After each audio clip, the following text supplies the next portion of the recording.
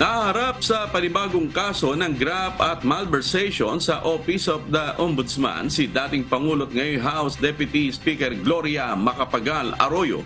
Ito'y matapos ihain ng dalawang consumer advocacy group, partikular ang National Association of Electricity Consumers for Reforms Incorporated o NASECORA at ang boses ng Consumer Alliance Incorporated o BKAI ang reklamo dahil sa umunoy iligal na paggamit ng bilyong pisong Malampaya Fund.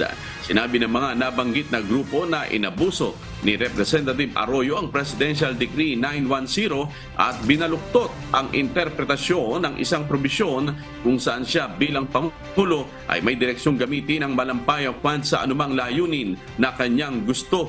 Ayon sa NASECOR, pinabayaan ng dating Pangulo ang patakaran ng batas ng utusan niyang gamitin ang funds para sa mga government projects tungkol sa agriculture, irrigation, calamity rehabilitation, relocation, housing projects at iba pa ang layunin. Gayunman sa isang pahayag, matibay ang paninindigan ni Representative Arroyo na ang paggamit sa Malampaya funds ay batay sa Section 8 ng Presidential Decree 910 na inilabas ng dating Pangulong Ferdinand Marcos Sr.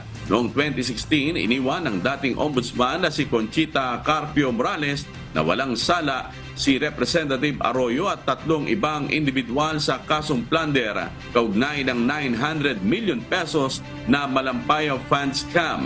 Ito'y matapos na mabigo ang National Bureau of Investigation o NBI na patunayan ang involvement ng mga nooy akusado sa illegal na pag-allocate ng funds.